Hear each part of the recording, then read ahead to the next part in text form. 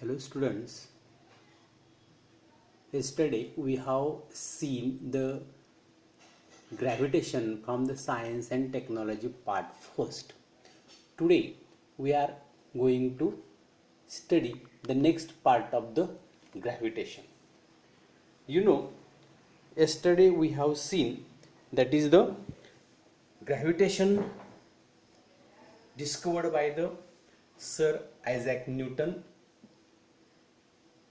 He discovered the laws of motion, and he placed those all laws of motion in the book, that is name of book Principia, and he worked in the mathematics also, and he found that the new branch of the mathematics that is called calculus. ही तर आपण मागच्या लेक्चरला पाहिलेलं आहे. आता आपण पाहणार आहोत आज आपण circular motion and centripetal force.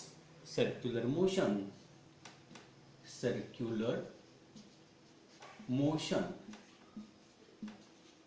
And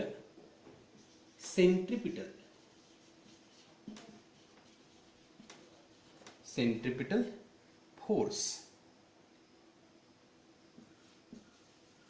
हे आपण आज पाहणार आहोत. Circular motion and centripetal force. आता सर्क्युलर मोशन म्हणजे काय, तर आपण एखादं एक्झाम्पल जर घेतलं सेंट्रिपिटल फोर्सचं, तर तुमच्या लक्षात येईल की आपण जेव्हा एखादा दगड जो आहे तो दगड जर आपण एखाद्या दोरीला बांधला आणि ती दोरी जर आपण गरगर गरगर गरगर जर फिरवायला सुरुवात केली तर ही अशा मोशननं किंवा अशा पद्धतीने ती फिरेल, सर्क्युलर मोशनने फिरेल. आता इथं हा जो स्टोन आहे असतो किंवा आपण गोफण फिरवल्यानंतर सुद्धा अशाच पद्धतीनं ती कंडिशन होणार आहे. आणि मग जेव्हा आपण सर्क्युलर मोशननी फिरवतो तेव्हा याला जी बांधलेली जी स्ट्रिंग आहे ती तर आपल्या हातात आहे समजून चला, आणि अशा सभोवताली अशा गोल भागात किंवा सर्क्युलर मॅनर म्हणजे वर्तुळाकार पद्धतीने ती काय होणार आहे, फिरणार आहे. मग वर्तुळाकार पद्धतीने फिरत असताना आपण जेव्हा इथं हातात या दोरीचं टोक धरलेलं असतं आणि गोल गोल गोल आपण तो दगड फिरवत असतो, तेव्हा त्या दगडाची ही जी काय पाथ आहे तो पाथ म्हणजे मार्ग जो आहे तो मार्ग हा वर्तुळाकार दिशेने. पण हा दगड जेव्हा ह्या वर्तुळाकार दिशेने फिरतो आहे, त्या दगडाला फिरण्यासाठी काहीतरी बल पाहिजे असतं. आणि ही जे that object or stone revolve in a circular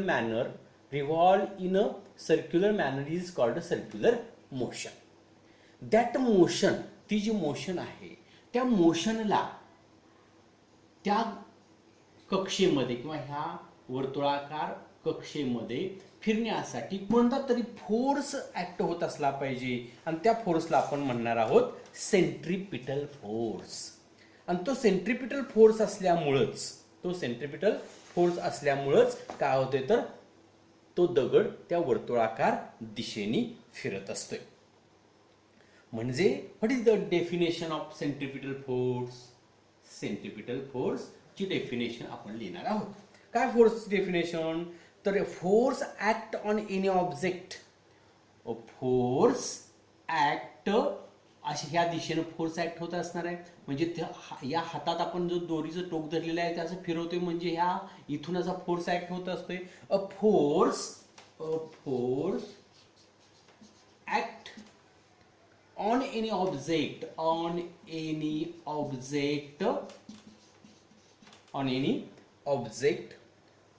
moving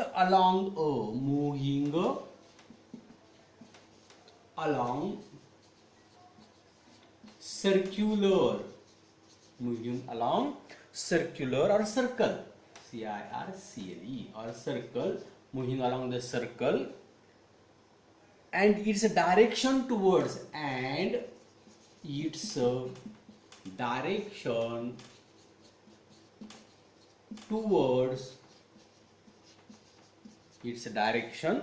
towards the center of the circle. The center of the circle is called centripetal force. समजते का बघा ही डेफिनेशन. अ फोर्स, असा force act on any object, एखाद्या ऑब्जेक्टवर act होतोय. Object moving along the circle, की जो object या circular सर्कलमध्ये किंवा या वर्तुळाकार मार्गाने फिरत असताना त्या ऑब्जेक्टवर ऍक्ट होत असणारा जो फोर्स आहे तो त्या सर्कलच्या केंद्राच्या दिशेने असतो आणि म्हणून त्याला सेंट्रिपिटल फोर्स असे म्हणतात. सेंटरच्या दिशेने, केंद्र म्हणजे सेंटर, सेंटरच्या दिशेने ऍक्ट होणारा फोर्स म्हणून सेंट्रिपिटल फोर्स. लक्षात घ्या, सेंटरच्या दिशेने ऍक्ट होणारा फोर्स म्हणजे सेंट्रिपिटल फोर्स. आणि तो फोर्स जो आहे तो फोर्स या दगडावर असतो म्हणून दगड खाली पडत नाही किंवा आपल्याकडे येत नाही. पण समजा इथून हे समजलं का बघा, मला सांगा. सर्क्युलर मोशन म्हणजे the motion of an object in a circular path is called circular motion. Centripetal force म्हणजे काय? Force act on any object moving along the circle and its direction towards the circle, centre of the circle. म्हणजे एखादा object जेव्हा circular path मध्ये moving होत असतो तेव्हा त्या ऑब्जेक्टवर केंद्राच्या दिशेने म्हणजे सेंटरच्या दिशेने, सेंटर म्हणजे केंद्र, सेंटरच्या दिशेने जो काय जे काय फोर्स ऍक्ट होत असतो त्यालाच सेंट्रिपिटल फोर्स असे म्हणतात. Is called centripetal force. समजलं का बघा. आणि मग हे जर समजलं असेल तर समजा आता मी असं म्हणेन, when we apply that force on the object, then and then only that object moves in the circular path. If we release the force which apply at the towards the direction of centre, म्हणजे सेंटरच्या दिशेने जो आपण लावलेला जो force आहे तोच आपण जर रिलीज केला म्हणजे सोडून दिलं, म्हणजे थोडक्यात काय, आपण असं दगड फिरत असताना असं गर असं फिरवत असताना आपण हातातनं दोरी सोडली तर तो ज्या ठिकाणी समजा आपण इथं आता सोडली दोरी, तर या ठिकाणी जर दगड असेल आणि या दिशेने जर तो फिरत असेल, असा जर फिरत असेल तर तो असाच टँजेन्शियल त्याची मोशन होईल. अशा पद्धतीने तो मोशन निघून जाईल. म्हणजे तुम्ही ज्या ठिकाणी समजा हा दगड इथं आहे, याच वेळेला जर तुम्ही जर सोडला तर ही या दिशेने तो दगड निघून जाईल. इथं समजा इथं दगड असेल, इथं दगड जर राहिला किंवा तो ऑब्जेक्ट इथं असेल तर जेव्हा तुम्ही इथं सोडाल तेव्हा या दिशेने तो जाईल निघून.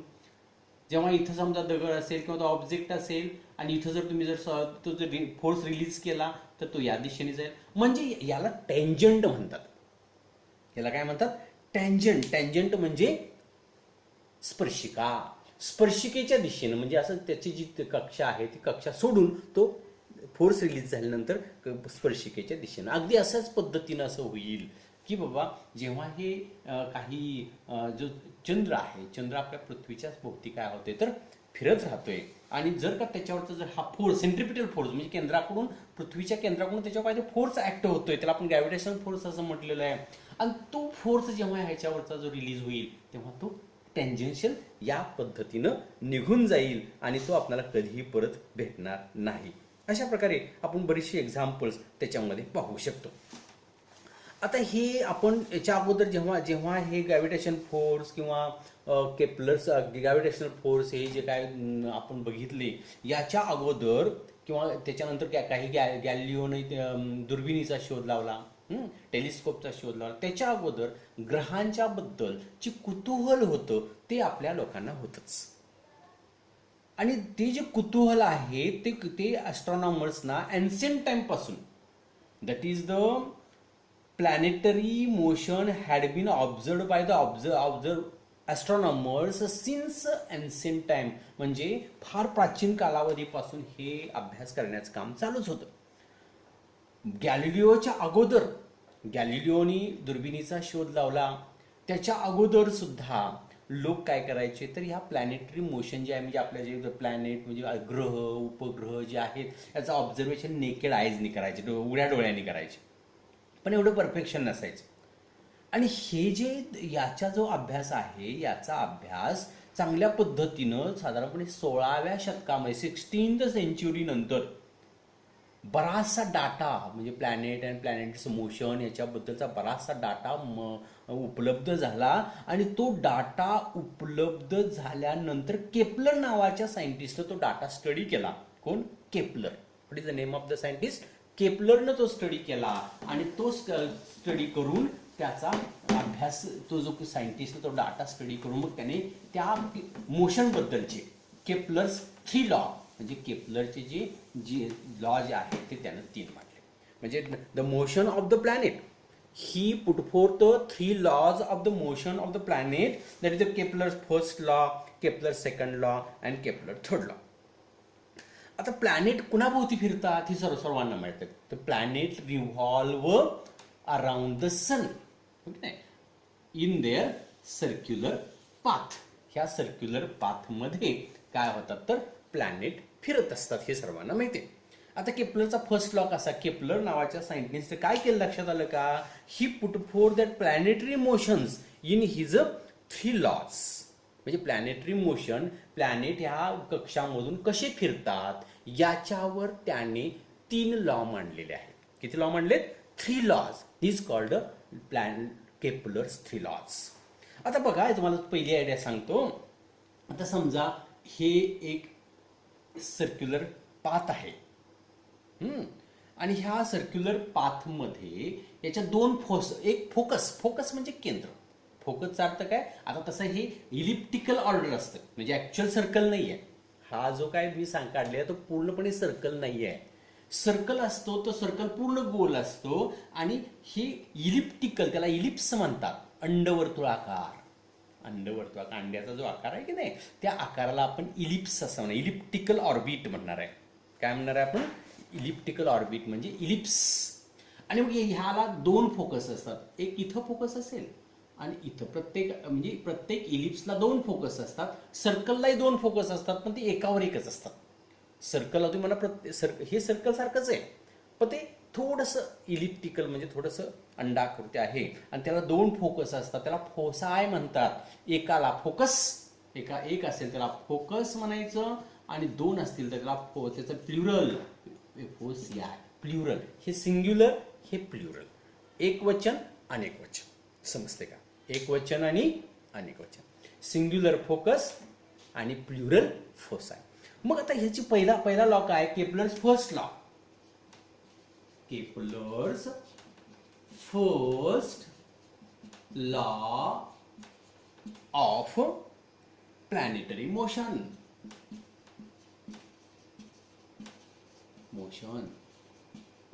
हा आपण पहिला लॉ पाहूया. तो काय सांगतोय? आता आपण बघितलं की ऑर्बिट इथं कुठेतरी प्लॅनेट असा रिव्हॉल्व होत असेल, असा फिरत असेल. मग ही जी त्याची आहे ती ही कक्षा आहे, बरोबर नाही? प्लॅनेट या कक्षेतून फिरतो आहे याचा earth orbit of the planet is ellipse. ह्याला मी काय म्हणलो? या आकृतीला काय म्हणायचं? इलिप्स. या आकृतीला काय म्हणायचं? इलिप्स. प्लॅनेट ह्या कक्षेतून फिरतो म्हणजे इलिप्सवर फिरतोय. प्लॅनेट या कक्षेवर फिरतोय म्हणजे काय करतोय? तो इलिप्सवर फिरतोय आणि इलिप्स ही त्याची कक्षा आहे, लक्षात घ्या. इलिप्स ही त्याची काय आहे? कक्षा. The orbit of a planet is ellipse and with that sun is at the one of the foci. That is foci और फोसाय. मग हे एक फोकस आहे. मग सन इथं तरी सन असेल किंवा इथं तरी सन असेल, पण दोघांपैकी एका ठिकाणी सन असेल. इथं तरी असेल किंवा इथं तरी असेल. म्हणजे त्याने सांगितलं काय? जेव्हा प्लॅनेट या इलिप्स या कक्षेतून, इलिप्सच्या कक्षेतून फिरत असतो तेव्हा सूर्य एका फोकसवर असतो, वन ऑफ द फोसाय. म्हणजे त्याची व्याख्या अशी होती, सांगतो बघा. The orbit of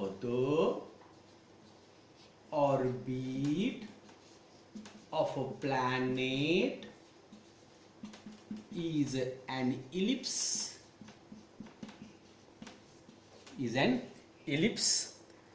and with the sun at one of the foci. लक्षात घ्या, अनेक वचन असेल तर फोसाय, एक वचन असेल तर फोकस. म्हणजे याचा अर्थ काय समजलं तर ग्रह इलिप्स या कक्षेमध्ये फिरत असतात आणि सूर्य हा त्याच्या दोन पैकी एका फोकसवर असतो. वन ऑफ द फोसाय म्हणजे दोन पैकी एकावर असतो. याला म्हणायचं केपलर्स फर्स्ट लॉ. म्हणजे जेव्हा ग्रह या इलिप्समध्ये फिरत असताना राहिलेले इलिप्समध्ये फिरत असताना जो सूर्य जो आहे तो एका फोकसवर आहे. हे झाला first law of the Kepler's. आता केपलर्स सेकंड लॉ काय आहे? आता बघा, इथं समजा या ठिकाणी प्लॅनेट आहे, इथून एक स्ट्रेट लाईन मी सन पर्यंत आणली आणि काही कालावधीत तो प्लॅनेट इथं येऊन पोचला, तर त्यानं इथंपर्यंत आला समजा. त्याने काहीतरी कालावधीमध्ये काहीतरी डिस्टन्स त्यानं कव्हर केलं असलं पाहिजे. नंतर तो प्लॅनेट समजा इथं आला, ही स्ट्रेट लाईन मी तर जॉईन केली, नंतर तो काही तेवढ्याच कालावधीमध्ये तो इथं आला, तर त्याने काही अशी ही एरिया कव्हर केला असला पाहिजे. असंच काहीतरी इथंही समजा इथं तो प्लॅनेट आहे, इथं प्लॅनेट आहे आणि इथं आपण स्ट्रेट लाईन अशी जर जॉईन केली, त्याने एवढा डिस्टन्स किंवा एवढा एरिया कव्हर केला असला पाहिजे. आणि याच्याशी संबंधित सेकंड लॉ आहे. सेकंड लॉ ऑफ केपलरचा सेकंड लॉ जो आहे तो याच्याशी संबंधित आहे. तो काय सांगतो तर तो असा आहे, the orbit of the planet is ellipse. पण मी काय केलं इथून या प्लॅनेट पर्यंत, हा प्लॅनेट आहे लक्षात घ्या, हा प्लॅनेट आहे आणि ह्या प्लॅनेट पर्यंत अशी लाईन मी स्ट्रेट लाईन जॉईन केलेली आहे. काय म्हणते बघा, the line joining the planet and the sun. Line joining the planet and sun, हा सन आहे.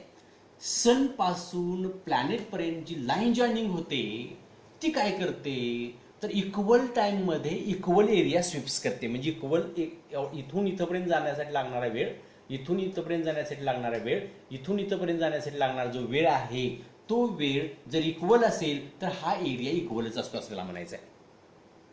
समजते का?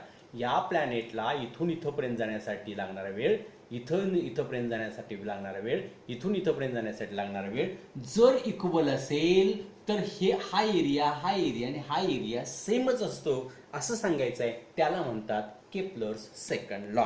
तो काय आहे पहा, द लाईन जॉईनिंग लिहून देतो पाहिजे, the line joining the planet and sun, planet and sun with sun sweeps equal area at equal interval of time. समजलं का? बघा, याला म्हणायचं केपलरचं सेकंड लॉ. आता आपण दोनच लॉ पाहूया. केपलरचा थर्ड लॉ जो आहे तो आपण उद्याच्या लेक्चरला पाहूया. तोपर्यंत हे तुम्ही सर्व लिहून घ्या आणि अभ्यास